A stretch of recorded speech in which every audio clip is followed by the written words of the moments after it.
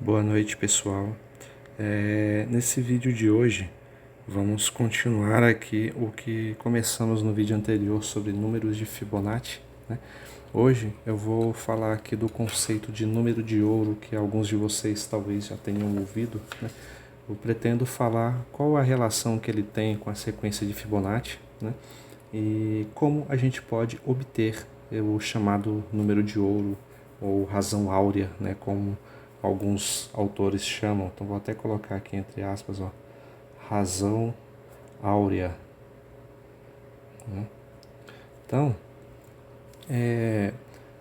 já adiantei aqui algumas coisas para a gente fazer o nosso estudo. Eu coloquei aqui os números de Fibonacci seguindo aquela regra de recursão que foi explicado no vídeo anterior, ou seja, eu defino os dois primeiros termos como sendo 1 e os números sucessivos vão sendo definidos pela soma dos seus antecessores, seus dois antecessores, né? Então, 1 mais 1 dá 2, 1 mais 2 dá 3, 2 mais 3 dá 5, 3 mais 5 dá 8, e assim eu vou construindo a minha sequência.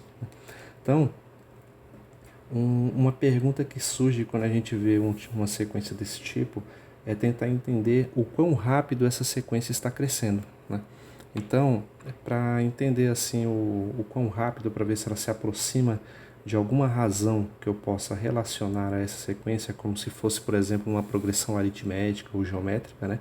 Onde eu tenho uma razão de crescimento dela, eu vou fazer o seguinte: eu vou pegar o número, cada número a partir do segundo número de Fibonacci e dividir pelo seu antecessor. Assim eu tenho 1 sobre 1, que dá 1, 2 sobre 1 dá 2, 3 sobre 2 dá 1,5, dá 5 sobre 3 dá 1,666, 8 sobre 5, 1,6, e assim eu vou fazendo todas as divisões sucessivamente, né? E um padrão que a gente observa é que já no começo da sequência aqui, ó, quando eu faço 5 sobre 3, já aparece o número 1,6, né?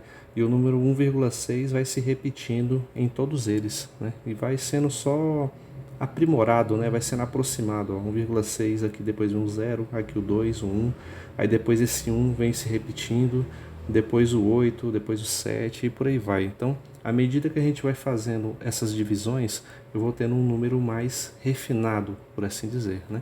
Mas, então, quantas vezes eu vou ter que fazer esse processo até descobrir qual é a razão de crescimento dessa sequência, qual é o chamado número áureo, né? Então, para a gente fazer isso, ó, vamos observar o que acontece, por exemplo, com esses termos aqui, ó, da sequência. Vou colocar até em vermelho esses três números aqui, ó. Pode ser quaisquer outros, tá? Só estou citando um exemplo. Esses aqui são 1, 2, 3, 4, 5, 6, 7, 8, 9. Então aqui eu tenho o F9, o F10 e o F11, né?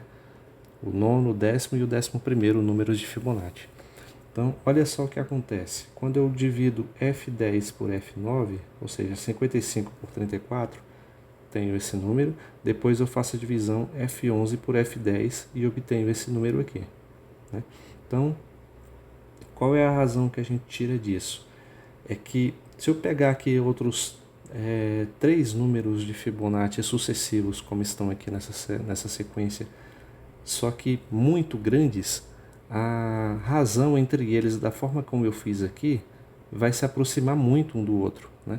Então, se eu pegar aqui um número de Fibonacci lá no infinito, né, um número extremamente grande, né?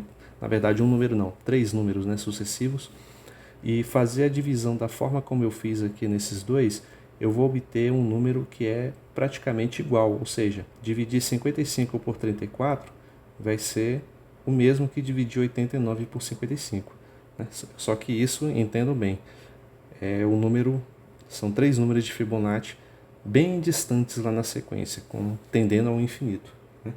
Então, ali no meu exemplo, eu fiz o seguinte: eu fiz aqui no exemplo, né, para ficar claro, no exemplo o que eu fiz? Eu peguei F10 dividido por F9, é muito próximo de F11 dividido por F10, certo?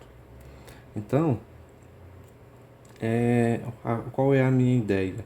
É quando n tender ao infinito, né, ou seja, quando o meu... Aqui lembra que eu estou pegando Fn, Fn mais 1, Fn mais 2, né?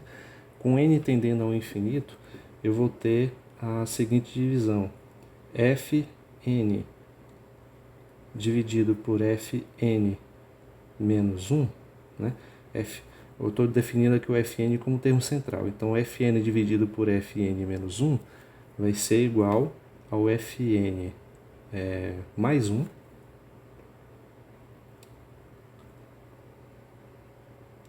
Fn mais 1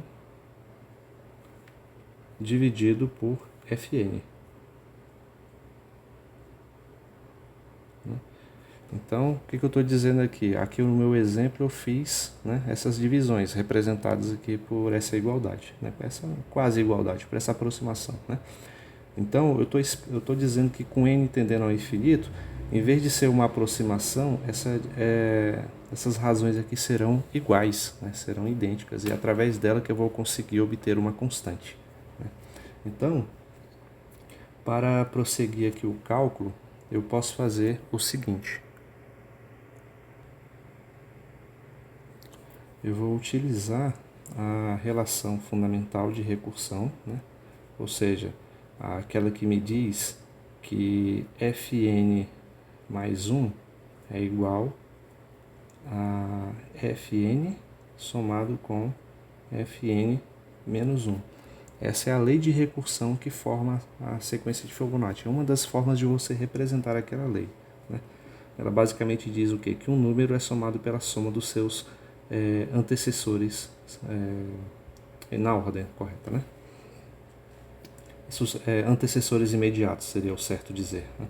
Então, o que eu vou fazer? Onde tem Fn mais 1, eu vou substituir por isso daqui, ó, por Fn mais Fn menos 1.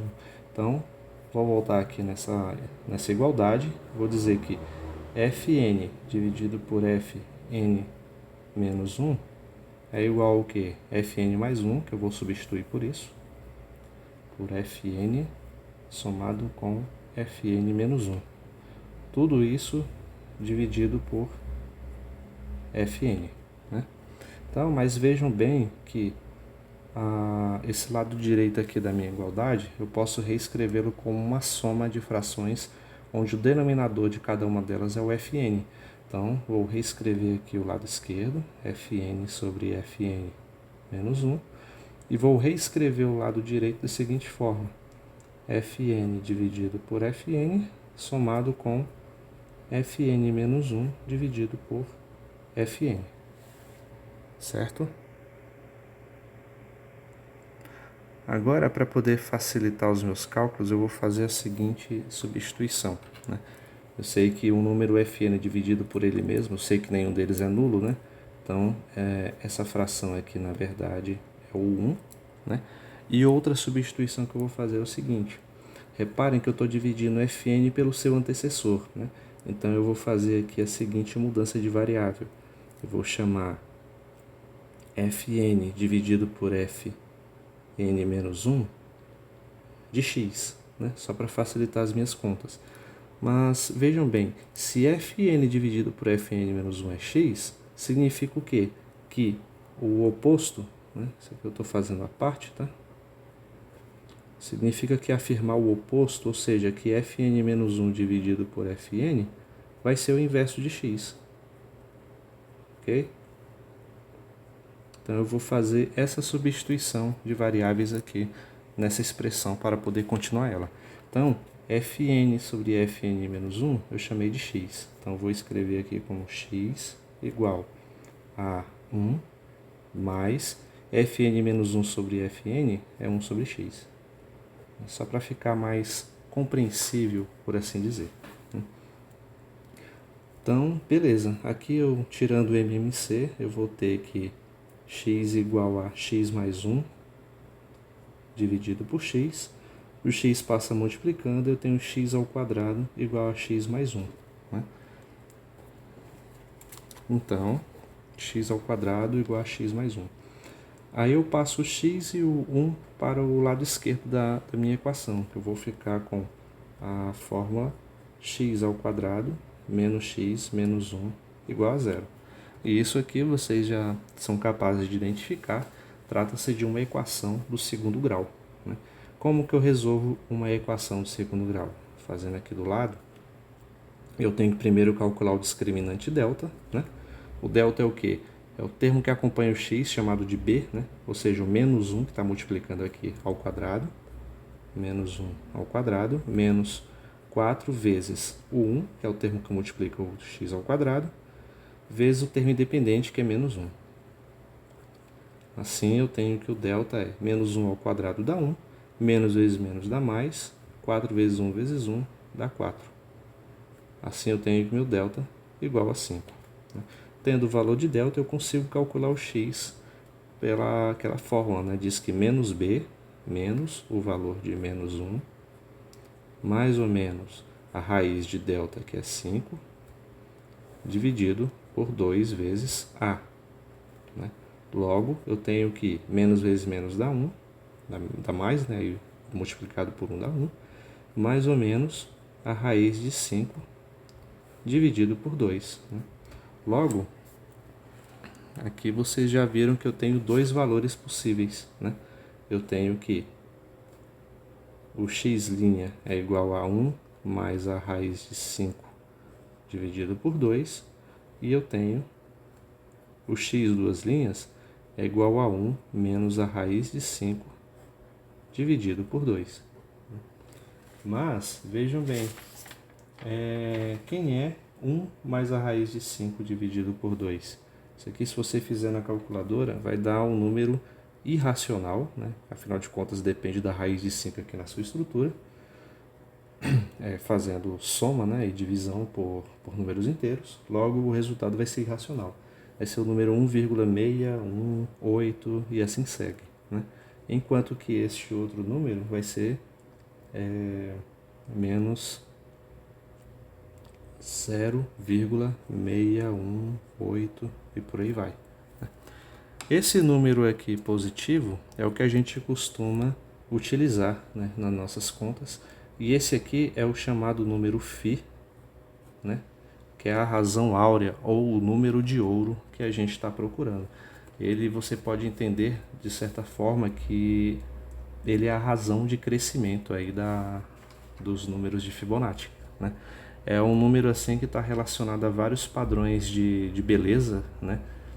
Tanto pode ser encontrado em várias formas da natureza e em padrões arquitetônicos da antiguidade. Por isso que os gregos, em sua obsessão por encontrar beleza, né, beleza matemática nas suas estruturas, tanto arquitetônicas quanto em padrões encontrados na natureza, batizaram esse número de ouro que pode ser encontrado nesses padrões, né?